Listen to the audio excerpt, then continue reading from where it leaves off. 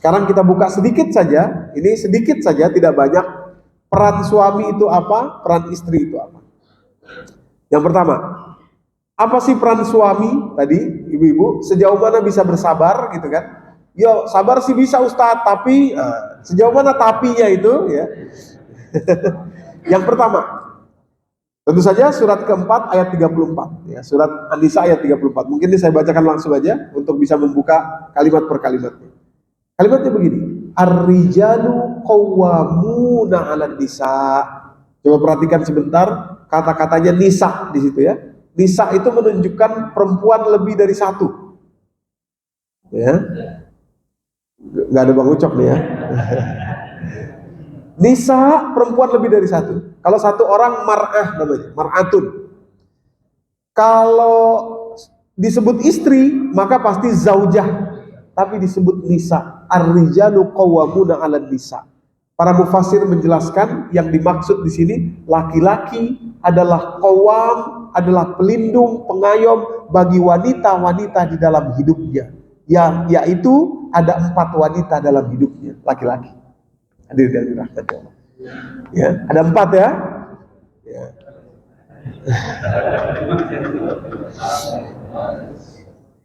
Ada 4 wanita dalam hidup seorang laki-laki yang harus dilindungi. Hadirin yang dirahmati Allah.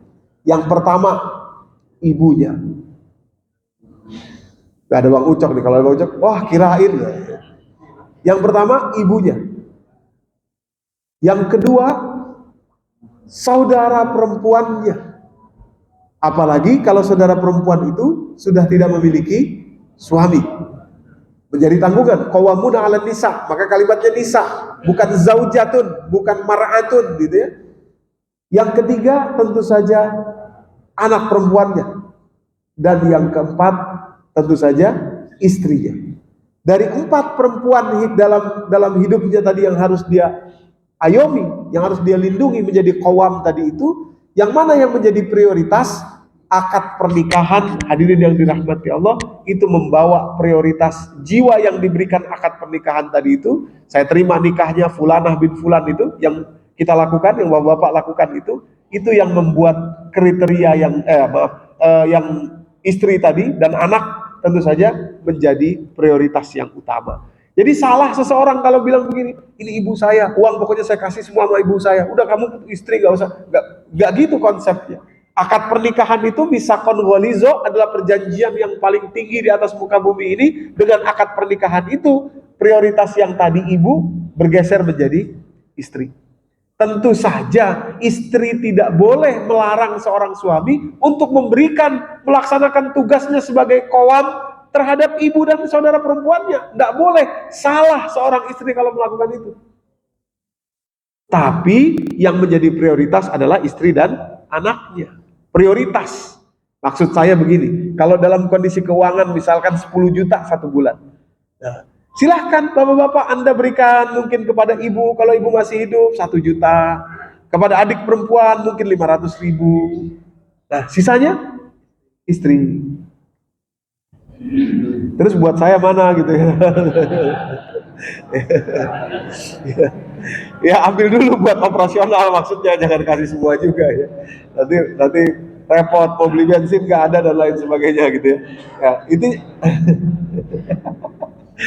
intinya adalah istri dan anak yang menjadi prioritas. Tapi sekali lagi ibu-ibu, tidak boleh Anda menghalangi, haram hukumnya. Kenapa? Karena itu adalah tugas suami Anda. Justru Anda dorong suami Anda menjadi qawwam, sebagaimana Allah katakan dalam surat keempat ayat 34 ini, dorong dia menjadi qawwam agar dia memperhatikan ibunya, agar dia memperhatikan saudara-saudara perempuannya. Itu qawwamuna 'alan nisa. Bima faddalallahu ba'dahum 'ala ba'din wa bima anfaqu min amwalihim. Kalimat anfaqu min amwalihim itu memang direct to the point, menjelaskan itu adalah soal finansial. Jadi saya ingin mengatakan standar minimal seorang suami qawwam yang pertama adalah melindungi itu maksudnya secara khauf dan ju ya, surat Al-Quraisy itu, dari rasa takut dan rasa lapar serta infak. Maksudnya begini Bu, Ada yang tanya ke saya, Ustadz gimana kalau suami anak saya ini suka pukul, KDRT, kekerasan dalam rumah tangga. Dikit-dikit kalau marah pukul, dikit-dikit kalau marah pukul. Ini sebetulnya sudah melanggar hal yang paling dasar, yakni menjadi qawam. Loh, tapi kalimatnya nanti ada Ustadz di bawahnya. Ya, walati takhafuna nusyuzahunna fa'izuhunna wahjuruhunna fil madaji wadribuhun. Nah, kalimat itu hadirin yang dirahmati Allah bukan pukul sebagaimana yang dimaksud KDRT itu, bukan. Apabila kalian takut nusyuz seorang perempuan, nusyuz itu sederhananya gini Pak, Bapak Ibu ya, nusyuz itu sederhananya, maaf ya, berhubungan intim dengan laki-laki lain, itu nusyuz. Sederhananya begitu. Tapi kan sebelum itu terjadi ada yang menggoda, ada ini, ada itu. Nah, itu termasuk ke dalam nusyuz juga. Nah, kalau kalian takut istri kalian akan nusyuz, maka yang pertama berikan dia peringatan. Fa'izuhunna, berikan mau'izah, berikan pelajaran. Kalau sudah tidak mempan, wahjuruhunna fil madaji, hijrahkan pisahkan dalam tempat tidurnya. Artinya pisah ranjang. Kalau tidak bisa juga dan masih ingin bersama dengan istri itu, atau pukul. Nah, pukul ini para ahli fikih mengatakan tidak boleh memukul dengan tangan, tapi memukul dengan sesuatu yang lain, dan memukul di tempat yang tidak menyakiti, tidak berbekas, dan pukul sedikit, sangat sedikit, sebagai pukulan simbolisme. Hadirin yang dirahmati Allah. Jadi bukan marah, kamu marah nih kok surat Quran boleh saya pukul, itu tidak qawam. Hadirin yang dirahmati Allah. Tidak boleh. Maka saya agak berbeda kalau ditanyakan seperti itu. Suaminya memukul, saya bilang ini potensi untuk tidak bisa diperbaiki. Tapi silahkan, kalau ibu mau perbaiki, mau ini, coba silahkan. Kalau tidak bisa, tidak ada masalah. Kalau perempuan ini tidak bisa hidup dengan suaminya itu, artinya minta perceraian. Karena itu termasuk dari dasar yang paling minimal, maksud saya. Ya. Oke, itu peran suami, peran laki-laki sebagai suami. Ini kita membahas yang standar saja, yang paling dasar, yang paling bawah. Ya. Yang kedua, peran laki-laki sebagai ayah dan juga sebagai suami, surat 66 ayat ke-6. Kalimat Allah begini, ya ayyuhallazina amanu. Kita tahu kalimat ya ayyuhallazina amanu, wahai orang beriman, ini bisa laki-laki bisa perempuan. Ku anfusakum, jaga diri kalian, juga bisa laki-laki dan perempuan. Tapi begitu kalimatnya wa ahlikum, nah, berarti ini adalah kepada laki-laki, kepada ayah, kepada suami. Ku anfusakum wa ahlikum naro, jagalah diri kalian dan keluarga kalian dari api neraka, wahai bapak-bapak. Tugas bapak-bapak, tugas suami, tugas ayah untuk menjaga anak keturunannya serta istrinya dari api neraka. Apa yang sudah Anda lakukan? Apa yang sudah Anda berikan? Ya. Jadi maksud saya ingin mengatakan standar paling bawah seorang suami adalah mencegah istrinya, mencegah keluarganya dari api neraka. Jadi kalau Anda biarkan saja anaknya, biarkan aja istrinya, nggak diberikan pengajaran, nggak diajak mengaji, nggak diberikan penjelasan, salah, keliru. Dan itu bisa membuat seseorang suami tidak melaksanakan tugasnya dengan baik. Bukan hanya uang ya, bukan hanya uang, tapi ini juga terkhusus, hadirin yang dirahmati Allah. Oke? Sekarang peran istri. Apa peran seorang wanita itu? Baik sebagai istri maupun sebagai ibu dalam rumahnya. Tolong perhatikan baik-baik Bapak Ibu yang dirahmati Allah, wabil khusus ibu-ibu. Kalau bapak-bapak tadi sering digugat. Kenapa? Nafkahnya kurang, digugat. Terus tadi KDRT digugat. Tapi kalau ibu-ibu jarang digugat, padahal tugasnya spesifik Allah katakan dan penting di dalam rumah tangga tugasnya itu. Apa tugas ibu-ibu? Dan kita sering keliru, ibu-ibu sering, tugas ibu-ibu menyiapkan makanan, menyiapkan baju. Bukan itu tugas seorang perempuan. Bukan itu tugas seorang ibu. Kalau Anda mau lakukan bagus, tapi bukan itu tugasnya. Kalau Anda bisa punya uang bayar khadimat, bayar apa istilahnya itu? ART, biar aja ART yang melakukan. Bukan itu. Apa tugas perempuan yang paling esensial dalam rumah tangganya? Perhatikan kalimat Allah ini. Ini sering kita dengar, tapi jarang dikupas. Ya, nanti jam berapa nanti di rumahnya Pak Parifinal nih? Kita kupas nih kalimat ini, hadirin yang dirahmati Allah. Anaknya akan menikah ya. Jadi kalimatnya begini.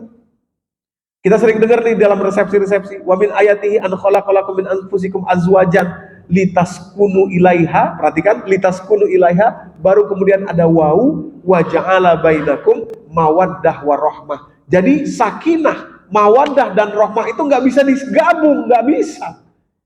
Mawaddah, cinta itu dihasilkan oleh kedua belah pihak. Demikian pula kasih sayang, mawad bainakum wa ja'ala bainakum, suami istri, bainakum mawaddah warahmah, cinta dan kasih sayang. Tapi sakinah litaskunu ilaiha, domirnya muannas. Litaskunu ilaiha,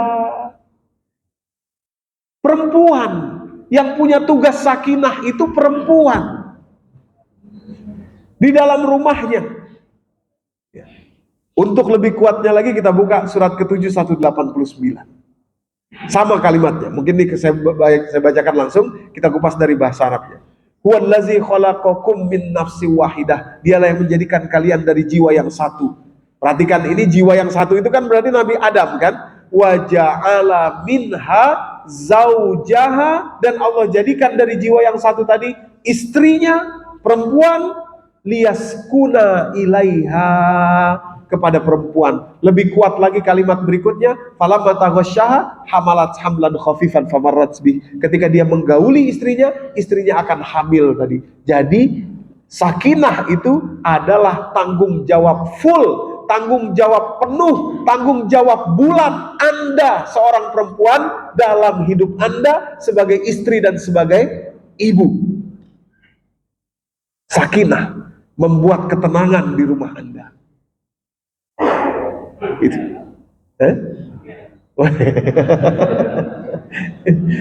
Itu. Jadi kalau seorang suami dituntut karena infaknya tidak cukup, seorang laki-laki digugat ketika dia emosi KDRT, harusnya Anda perempuan siap-siap dituntut kalau Anda tidak bisa membuat rumah Anda sakinah. Tenang. Apa tenang itu? Betul-betul dicontohkan oleh Ibunda Khadijah radhiyallahu anha. Suami beliau lari dari gua Hiro ini, baru melihat sesuatu yang tidak pernah beliau lihat, penampakan malaikat Jibril dengan wujud aslinya. Ketakutan menggigil sedemikian rupa, lari sampai ke rumah, zambiluni, selimuti saya, selimuti saya, selimuti saya. Perhatikan apa yang beliau lakukan, diselimuti dulu, gak banyak ditanya. Kadang-kadang Bu, maaf ya, nih ibu-ibu, kadang-kadang ibu berpikir, halo ibu-ibu. Kadang-kadang mungkin ibu berpikir begini, oh kalau suami nanti pulang, maaf Pak, ini saya harus kasih tahu Bapak. Perempuan itu cara kerja otaknya beda dengan laki-laki. Otak perempuan itu bekerja simultan. Jadi yang dipikirin banyak, yang dikhawatirin banyak. Dan kalau tidak ada ilmu sakinah ini, begitu dia ketemu suaminya, langsung nyerocos keluar semua yang dikhawatirin tadi. Begini, begitu, gimana nih, ini belum bayar, belum itu. Perhatikan Bunda Khadijah, sakinah, zambiluni, selimuti saya, belum, nggak ditanya dulu nih. Ini suami dalam keadaan yang luar biasa, diselimuti dulu.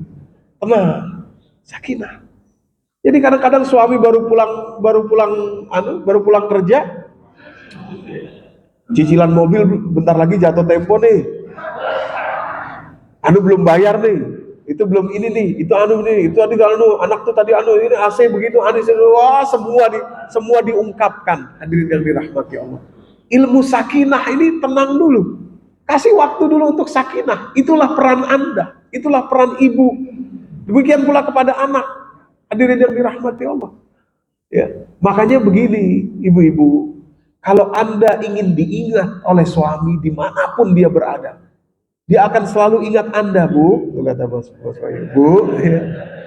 Dia akan selalu ingat Anda. Kalau dia punya persoalan, yang pertama kali dia ingat adalah Anda, istrinya. Dia akan telepon, dia ingin berjumpa dengan Anda, dia ingin berkeluh kesah kepada Anda. Demikian pula anak-anak Anda, kemanapun mereka pergi, dia akan selalu ingat Anda sebagai ibunya. Kalau Anda bisa menghadirkan ketenangan di dalam rumah Anda, sakinah.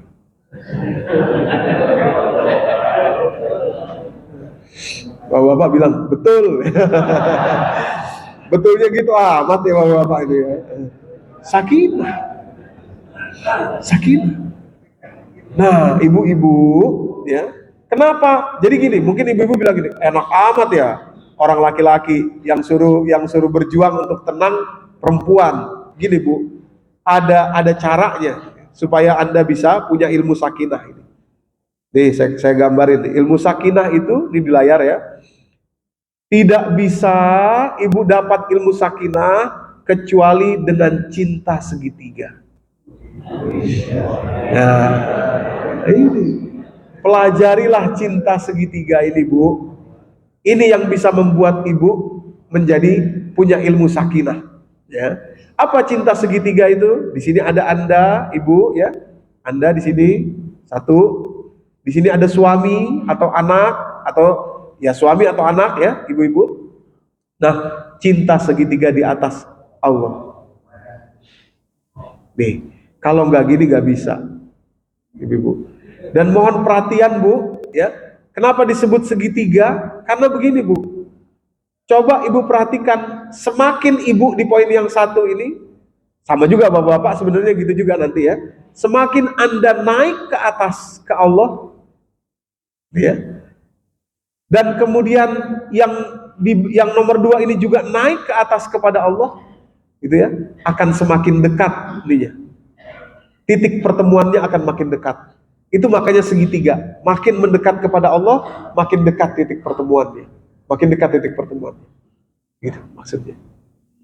Tapi semakin di bawah, semakin jauh dari Allah, semakin susah. Enak aja dia. Nah, bapak-bapak nih misalkan. Enak aja istri itu.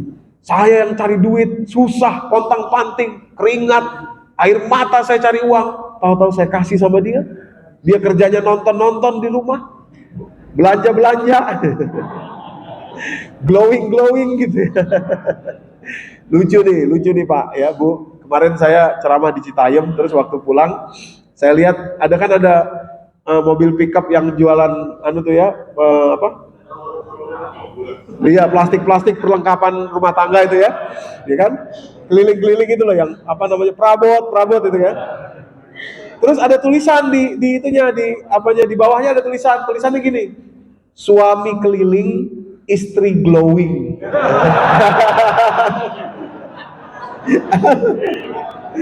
Ya itu ya.